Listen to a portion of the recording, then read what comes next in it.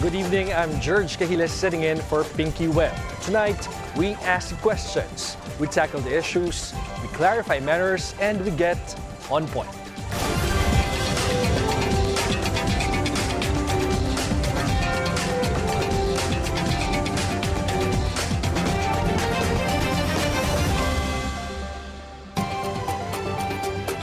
Donald Trump will return to the White House. The former president and business tycoon beat Democratic rival Kamala Harris to the race to 270 electoral votes to win the presidency. And much like the American people, reactions across the globe appear evenly split. There are those wary of another Trump administration, and there are also those wanting a Republican to once again lead the world's most powerful nation. Let's get on point with political analyst Ronald Llamas and Sergio Ortiz Jr., president of PHILEXPORT and chairman of the Employers Confederation of the Philippines, who joins us via Zoom. Good evening, gentlemen, and thank you for joining us. Good evening, George. Good evening, Mr. Ortiz. Hi, good evening. Good evening, Sergio. All right. Actually, I'm very excited, sirs, to know your reactions. President Trump returning to the White House. Your take muna po, sir. First, this is the most important election in recent history. Why? Ay merong gera sa Middle East, merong gera sa Eastern Europe, at merong unprecedented tension in this part of the world, dito sa South China Sea. At very polarized ang American society as never before. So the result of the elections will shape the contours of the global system na maraming ngayong mga problema at maraming ngayong tensions. No? At kaya hindi lost sa mundo. Lahat ay nanonood kung ano mangyayari dito. Okay, but is this a good thing? Kung kayo po ang tumitingin ngayon sa geopolitical situation sa mundo? Well, kung titignan mo ito sa perspective halimbawa ng Palestine at saka Gaza, ay hindi ito maganda para sa kanila because Trump will continue to support Israel and Netanyahu dun sa offensive niya sa Gaza at sa Lebanon. Tawag nga nung iba ay genocide. At pwede ito mag-expand into a regional war kung madadamay ang Iran at saka Syria. Sa Eastern Europe ay malaki yung mababawas sa suporta ng Amerika sa Ukraine dramatically. At malaki yung mawawala sa support ng US sa NATO na paulit-ulit sinasabi ni Trump when he was president at nung hindi na siya presidente na dapat ang mag-foot ng bill ay yung NATO. Kaya siguro baka yung mga Europeans sa pinakamalungkot at this point sa victory na ito. Dito sa ating rehiyon, I doubt kung magkakaroon ng policy shift. The Mutual Defense Treaty ay magpapatuloy ayon mismo sa Amerika at sa ating gobyerno na ironclad. Yung freedom of navigation dito sa South China Sea, kung saan 3 to 4 trillion ng global trade ay dumadaan, ay magpapatuloy na poprotektahan ng Amerika dahil tatamaan yung kanilang ekonomiya kung hindi nila gagawin yan, at yung ating victory dito sa UNCLOS will be supported not only by the Americans, by the world. Ang magiging difference could be Taiwan. Dahil ang sabi ni Biden, after 50 years ng strategic ambiguity ng US, ibig sabihin, hindi inaamin ng US kung dedepensahan nila o hindi. Last year, inamin ni Biden, they will defend Taiwan militarily. This year, sabi ni Trump, yes, we will defend Taiwan, basta sila mag-foot ng bill. So may ganong klaseng nuancing. Pero generally, tingin ko walang difference in terms of foreign policy ang Amerika, whether Trump yan o Kamala Harris, dito sa bahagi na ito ng ating mundo. All right, let's go to Mr. Luis over there. Sir, what do you think? What's your reaction, economic-wise? Well, yung geopolitics affects our economy a lot. No? And a lot of businessmen here, in same way, I think all the Filipinos, most of the Filipinos in the U.S. themselves are glad that Trump is winning, not because they really prepare Trump, but because of pronouncement, for instance, that he will immediately try to end the war in Ukraine, and he will say what he was saying is that he will abandon the policy of sanctioning Russia, sanctioning China, because it does not work for them.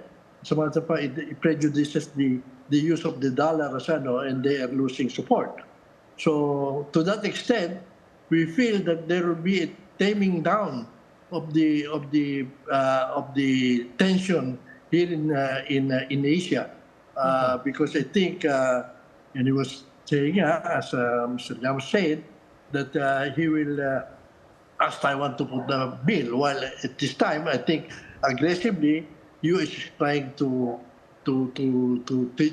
change the policy of one China policy by meaning to be, and I think if Harris won, continuous yung nila that pakikialam na aggressively of the U.S. in this part of the world. So sa madaling salita po, Mr. Luis, is the Trump presidency, the second time around, good for the Philippine economy? I think it would be good because of the geopolitics effect on us, and I think if there will be a better relationship between us, the U.S. and China, I think the economy will know. We have because of this. We have lost basically investment from China in 2023. Our tourism went down. They all went from China went to because of the aggressive policy of xenophobia here, which I think I suspect that this is basically U.S. work. No, but I think Trump will basically try to change that. We hope. I don't necessarily believe everything that he said, but at least there is a chance that he might try to tame down the tone in the xenophobia here. Okay, Sir Ronald, let's go back to Trump. His numbers, looking at his numbers, it looks like he even performed better this elections compared to the first time he ran. Can you tell us why? What could be the reason why Trump, despite everything that were said and done in the past years, still managed to get a majority votes, even the popular votes yata, sir? Yeah, lamang siya. So, nung natalo siya noong 2020 at nagkaroon ng January 6 uprising at walang nangyari doon, ay nagmukmuk na siya sa Mar-a-Lago. No? Injured siya, wounded, at ang daming kaso na sinampa sa kanya. Pero in spite of that, nakabalik siya. At nung nakabalik siya, ay nagkaroon siya ng momentum. Ibig sabihin, mas mahaba yung kanyang runway para i-recalibrate at i-adjust yung kanyang campaign at yung kanyang brand na natalo noong 2020. At ikalawa ay after nung presidential debate nila ni Biden, yung una, hindi pa rin naalala pa rin ng mga Amerikano kung paano niya dinurog si Biden. So meron pa rin siyang epekto hanggang sa kasalukuyan. Ikatlo ay very unpopular yung Biden government. Especially si Biden. Yung kanyang approval rating ay less than 40. This is the lowest of any US president in modern history ng Amerika. At ikaapat, nagulat ako dun sa exit polls sa US. Ang exit polls kasi sa US, iba sa exit polls natin. Yung exit polls sa Pilipinas, tinatanong sino binoto mo. Yes, correct. Sa US, tinatanong ano yung naging basihan mo sa pagboto ng iyong pinili. At dun sa exit polls, nagulat ako, 3/4 ng mga botante ay galit sa Biden government. 3/4 ng mga bumoto ay diskontento dun sa Biden government. Kaya inaasahan ko majority diskontento, pero 3/4, that's huge. Kaya nung lumabas yung exit polls ay alam ko delikadong-delikado na si Kamala. Even before the election kasi, medyo lamang na si Trump kahit margin of error in most of the 7 swing states. Tied sa 2, lamang si Kamala sa 1, pero sa 4 lamang si Trump ng kakaunti. Kumbaga, sir, you're saying that the strategy of the Republicans to link Kamala Harris to Biden worked. Paulit-ulit. Paulit-ulit sinasabi ni Trump, no? Kamala is Biden. Kamala is Biden. Kamala is Biden. At dahil very tight yung race, kaunting pagkakamali ng isa ay magagamit ng kabila. Halimbawa, a week ago, sabi ni Biden, yung mga supporters ni Trump are garbage. Sinubukan niyang i-backpedal, sinubukan ni Kamala na dumistansya, pero the damage was done. It's too late already. It's too late. Kaya naka-apekto yan, nakadagdag yan. Ikalawa, yung war on Gaza ay naka-isolate yung mga Arab Americans. Halimbawa, Michigan. Natalo sila sa Michigan because of the Arab Americans na nagalit dun sa pagkondukta ng gera sa Palestine, sa Gaza at saka Lebanon. So yung mga maliliit na bagay na yon, dahil very tight, ay nakadagdag dun sa pagkapanalo ni Trump. All right, so before you continue, sir, we'll take a short break. When we come back, we'll have more of our discussion with Mr. Ortiz Luis and Mr. Llamas.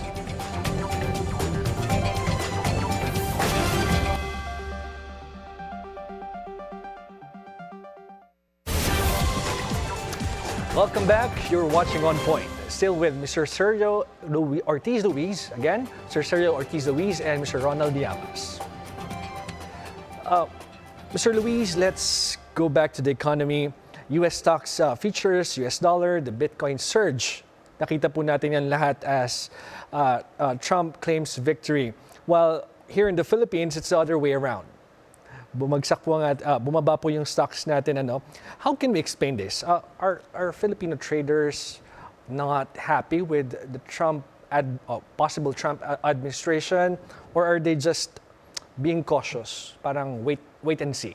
What do you think, sir? I think it is more of a wait and see. At yung mga siguro yung mga alam mo naman yung stocks natin is controlled by big business, big people who are also basically tied up with the US, and they're just trying to be cautious.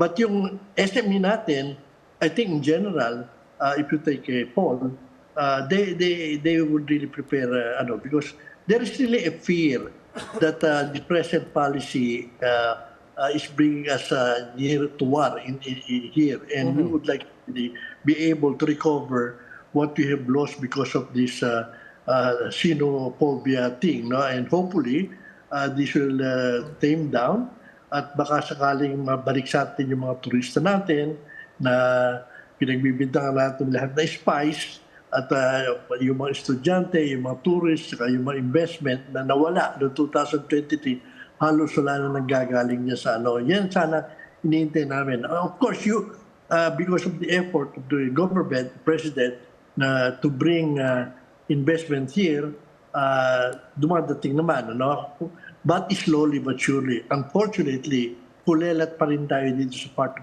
in the Southeast Asia sa pagkuha ng investment. So hopefully, makakuha tayo dito sa investment saka Sir, kasi at palagay ko sa US, ganun din na nag-iano ng mga Pilipino. Because I think one of the issues na sinasabi sa akin, mga kilala ko doon, yung talagang grabe yung illegal immigrants. 20 million yata yung sinasabi nila illegal immigrants. That medyo siguro baka mabawasan ni Trump. And I think that's for the Americans. I think that's very important. Kita mo naman, even California that is controlled by the Democrats, talaga yung crime rate doon. So on that, saka yung poverty, mga stores nagsasara because of the policies. Yun ang tinitingnan siguro ng mga Amerikano rin. No, Mr. Luis, earlier, PCCI Chairman George Barcelon talked about the Trump and Biden administration expressing their concern about the supply chain being too dependent on China. And kanina, binabanggit nyo rin nga po na, some companies have already pulled out from China and moved towards other Southeast Asian countries, particularly Vietnam. Unfortunately, the Philippines isn't receiving any from that situation. So, what can you say about that? Well, obviously, yung Chinese investment, they feel they're not wanted here. So, even foreign investment, other countries, even from Europe, they are afraid that this kind of policy might fall on them also. Alam mo, when we go for investment, ang una-una sinasabi na erratic policy, tsaka yung ease of doing business, which hopefully malaki naman ang pinagbago. But then we have to take away that impression from the investors. And I think, in general, we cannot avoid the fact that China is becoming the controlling economic here in part of the world. We cannot ignore that.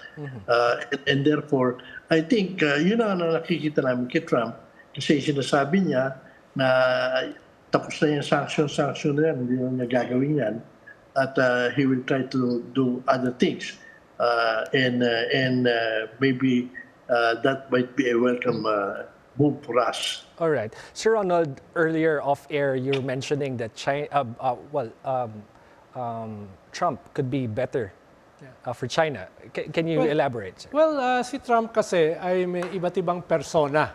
Yung isang persona niya is very transactional. Yes. So, pwede siyang makipag-transact kahit dun sa mga historically kaaway nila.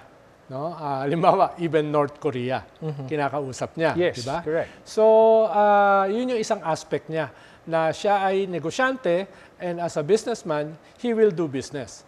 Pero at the same time, no, ay yung kanyang ideology, yung Make America Great Again, entails changes in policy.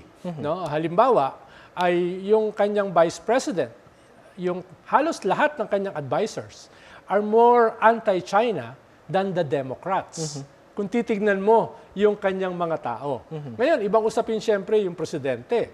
No? Pero nandiyan kasi yung mga advisors to advise him. Yes. No? Halimbawa, si Trump lamang ang nagsabi na mag-i-impose siya ng 60% taxes sa Chinese products entering the US para yung kanilang Make America Great Again ay masimulan nila by building their own products, building their own industry na hindi dependent dun sa cheap products ng China.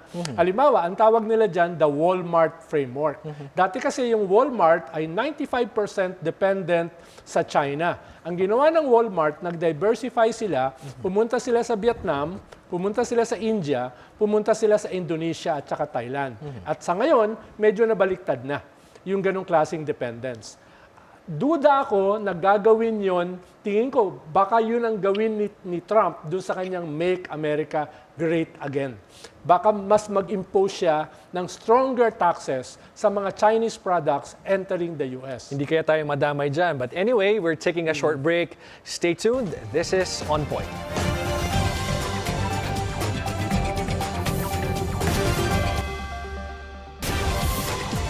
Welcome back. You're watching On Point. I'm Gerg Cahiles. Still with us, PHILEXPORT President and ECOP Chairman Sergio Ortiz and political analyst Ronald Llamas. Sir, earlier the question was, hindi kaya madamay tayo sa protectionism na gagawin ng US in terms of exports because they're doing it with China. So, well, I doubt it dahil hindi naman ganun ka-significant yung ating trade with the US at this point. No? Gusto nga natin ay mas lumaki yung investments nila sa atin. Pero kailangan nating i-improve yung ating comparative advantage. Halimbawa, kailangan nating i-subsidize ang ating energy dahil tayo yung pinakamataas dito sa rayon. Sino mag-i-invest sa ating manufacturing at industry or processing, halimbawa ng ating raw materials, kung napakataas ng cost of energy? Kailangan may gawin dyan ng gobyerno. No? Ikalawa, infrastructure. Kailangan pandagdagan dahil mas mabilis ang infrastructure development, halimbawa, ng Vietnam. Kaya 2 years ago, nilampasan tayo ng Vietnam. At posible, kung hindi tayo mag-aayos ng ating infrastructure, baka malampasan tayo ng Cambodia in the next 3 years. So, ikatlo, corruption.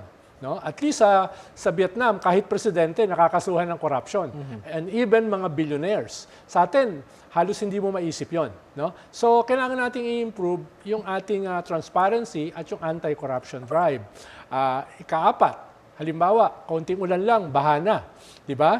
Kaunting aksidente lang, traffic na. So, kailangan nating ayusin yung mga key elements na yan ng ating bansa. Kung hindi, ay talagang wala yung mag-i-invest sa atin ay yung speculative capital, yung quick money. Hindi yung strategic like agriculture, manufacturing, at saka industry. Kumbaga, sir, you're saying that whoever won the election sa US, we still need to fix our own Ang hanapin yard. nila, yung comparative advantage natin. All right. Now, Mr. Luis, do you share the same sentiment with Mr. Llamas? A lot of things must be fixed here in the country. Definitely, definitely. Our problem here is we cannot compete in terms of our fuel costs. The other one is our internet connectivity, and the third one is yung ease of doing business, which I think we're moving faster now with the establishment of ARTA. So hopefully, yun lang and I guess there's too much politics here. Meron hindi ko alam if it is true to be verified. Doon daw sa Singapore meron daw tayong 1,600 laws that is equivalent to about 500 in Singapore.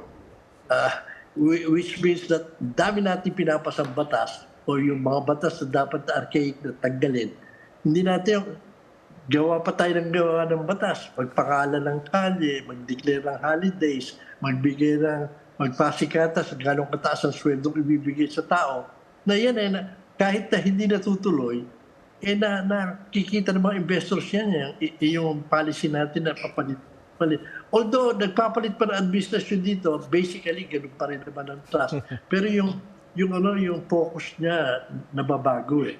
So ganun din siguro sa US. Hopefully, don't necessarily trust 100% of what Trump is saying during the campaign, but I hope that at least he's saying something that I want to hear.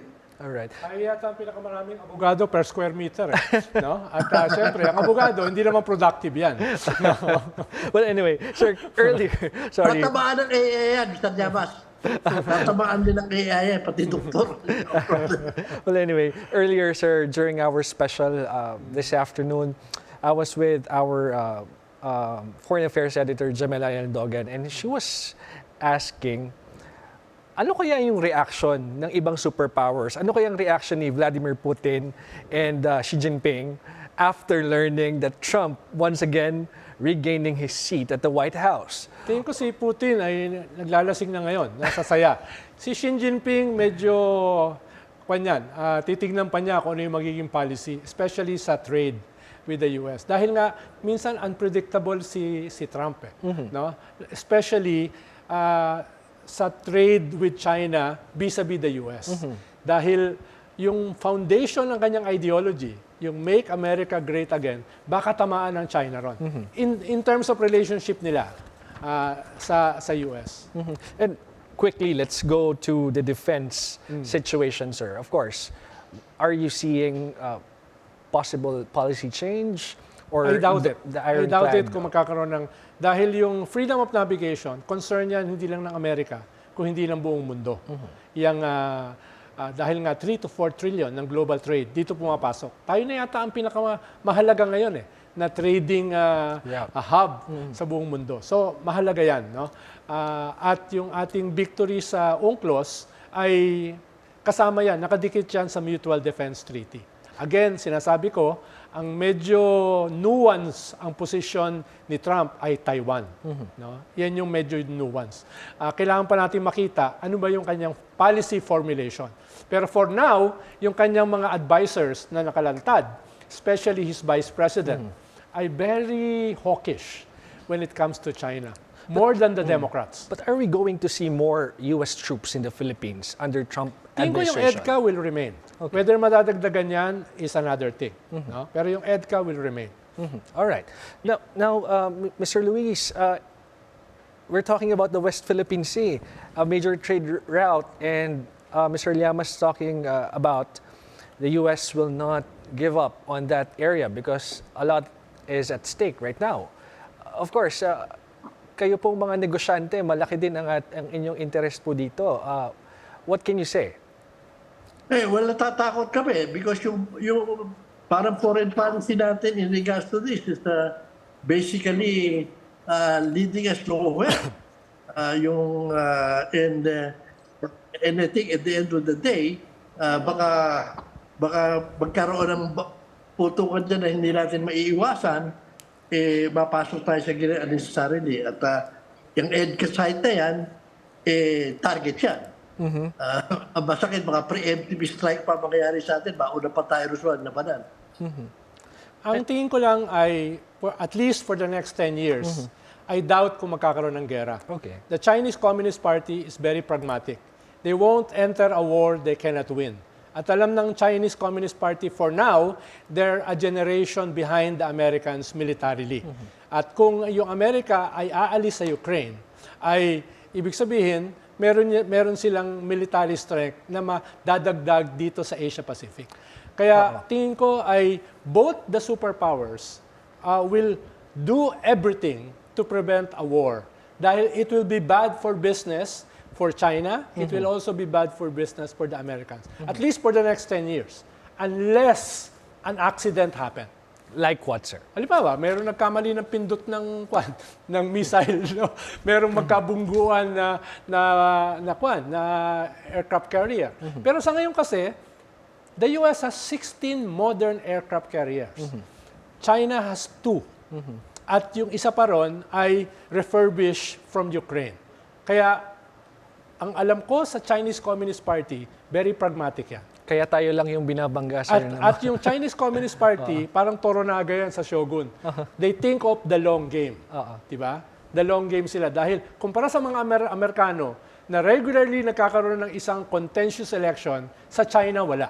So they can outweigh the Americans. Kaya hindi sila papasok sa isang gera at this point. That's why what I'm trying to say earlier is that kaya mga barko lang natin yung binabangga ng China as of this moment because they can. All right. Thank you very much, Mr. Llamas and Mr. Ortiz, Luis, for your time. We appreciate your presence here tonight. And that's On Point. Join us again tomorrow at 7:30 p.m. here on BNC, the Billionaire News Channel. I'm Gerg Cahiles on behalf of ThinkYouWeb. Thank you for watching.